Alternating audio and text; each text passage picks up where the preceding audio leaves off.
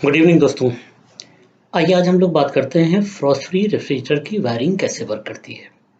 तो एक एनिमेशन हम लोग यहाँ पे देखेंगे और समझेंगे कि किस तरीके से हीटिंग ऑप्शन आता है, किस तरीके से कूलिंग ऑप्शन आता है। तो आइए चलिए देखते हैं दोस्तों। फ्रेंड्स, ये हमारा फ्रॉस्ट फ्री का वायरिंग डायग्राम है और काफ़ी लोगों को अभी भी दिक्कत होती है इस डायग्राम को समझने में। तो स्पेशली उन लोगों के लिए, इंजीनियर्स के लिए, हमारे जो फील्ड पे हैं, उनको कोई डाउट ना रहे कि ये वायरिंग कैसे काम करती है। आज हम लोग इसके बारे में बात करते हैं।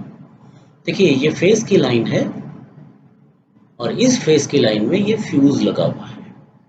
मींस जब कभी भी ये फ्यूज बर्न हो जाएगा तो आपके सिस्टम में पूरे में कहीं भी कोई इलेक्ट्रिक करंट नहीं होने वाला। और ये फ्यूज जो है, ये थर्मल फ्यूज है। ये जो हमारा हीटर होता है कूलिंग कॉइल के नीचे, उस हीटर से थोड़ा सा ऊपर करके लगा रहता है। अगर कभी हीटर ओवर हीट करता है, मतलब इसमें जो बाईमेटलिक थर्मोस्टेट लगा ये काम नहीं करता है, तो ये फ्यूज डिस्कनेक्ट हो जाता है। तो सप्लाई इसी के थ्रू आगे बढ़ती है। आइए देखते हैं किस तरीके से सप्लाई आगे जाती है। यहाँ आने के बाद सप्लाई दो हिस्सों में डिवाइड हो गई। एक जो है वो हमारी बल्ब को जा रही है।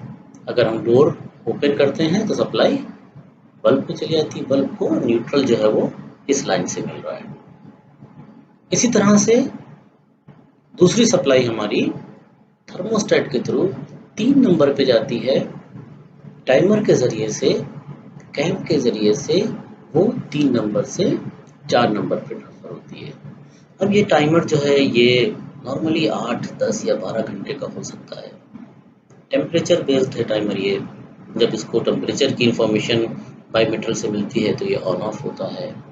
कैसे सप्लाई डिस्कनेक्ट होती है, कनेक्ट होती है, आगे हम लोग देखेंगे। सप्लाई जैसे ही 4 नंबर पे जाती है, यहाँ से फैन मोटर को जाती है और कंप्रेसर को जाती है।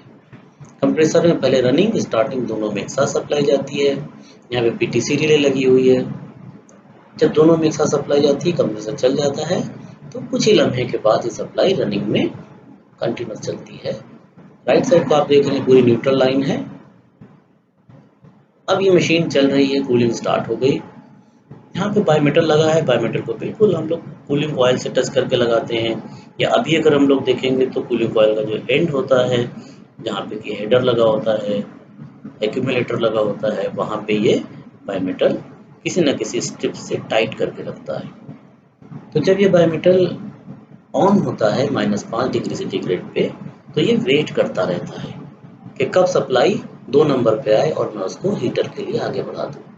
लेकिन अभी हीटर क्या कर रहा है, ये लाइन से न्यूट्रल दे रहा है टाइमर के मोटर की वर्किंग के लिए। तो टाइमर को फेस मिल रहा है इधर से, न्यूट्रल मिल रहा है इस तरफ से। खैर 8 घंटे या 10 घंटे या 12 घंटे गुजर गए तो सप्लाई 4 से 2 को टाइमर ट्रांसफर करता है।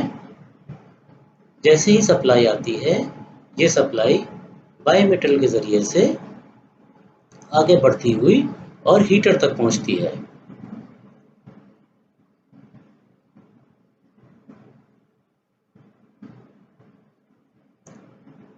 जैसे ही सप्लाई हीटर को पहुंचती है, हीटर जो है ये ऑन हो जाता है।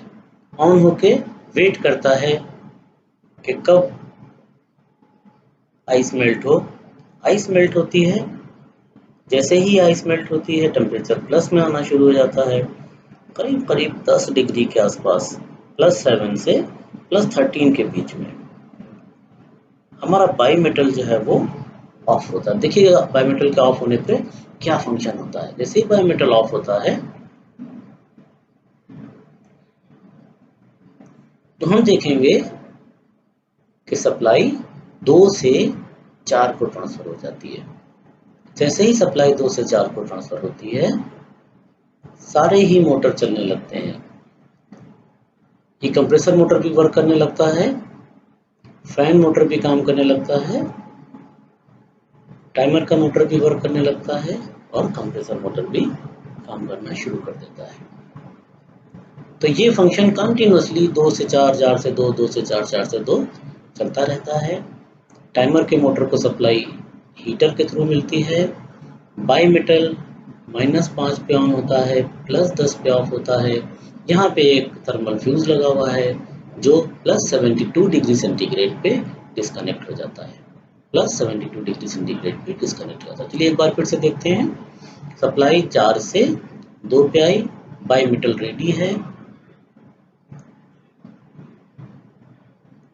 और हम देख रहे हैं कि सप्लाई बाई मेटल के जरिए से हीटर को पहुंची और हीटर ने फंक्शन करना शुरू कर दिया। अब ये हीटर धीरे धीरे गर्मी पैदा करेगा, आइस मेल्ट होगी, आइस जब मेल्ट होगी तो टेम्परेचर बढ़ेगा, प्लस 10 डिग्री टेम्परेचर जब पहुंचेगा तो बाई मेटल स्विच ऑफ हो जाएगा।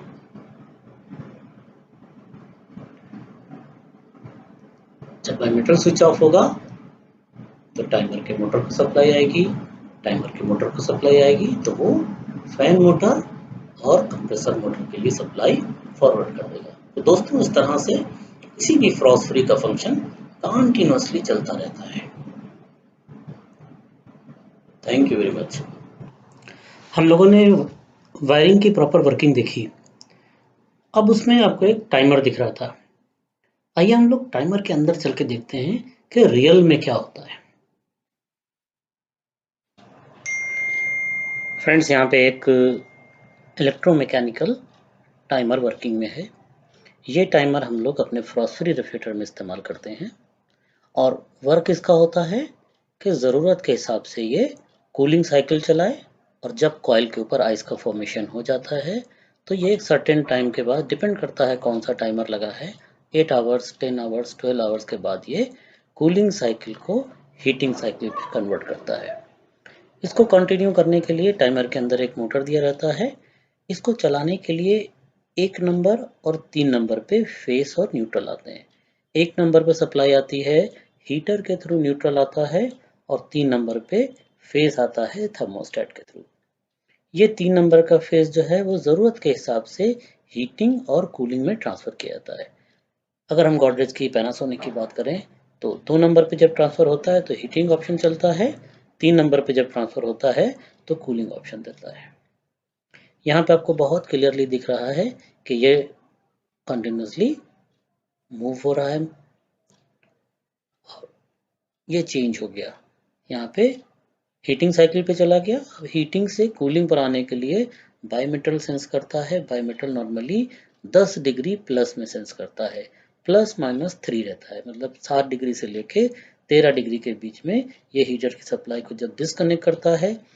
हीटर की सप्लाई जब डिस्कनेक्ट होती है तो 1 नंबर पे न्यूट्रल स्टार्ट हो जाता है और इस न्यूट्रल से टाइमर का मोटर चलने लगता है और 2 नंबर की सप्लाई को वापस ये 4 नंबर पे ट्रांसफर कर देता है। तो सप्लाई 3 से कभी 4, 3 से कभी 2 पे ट्रांसफर होती रहती है। 4 पे आती है तो कूलिंग होती है और 2 पे आती है तो हीटिंग ऑप्शन रन होता है। यहाँ पे आपको बहुत क्लियर दिख रहा है, ये कैम मूव कर रही है, इसके नीचे मोटर है और कंटिन्यूसली ये ट्रांसफर कर रही है हीटिंग को और कूलिंग को।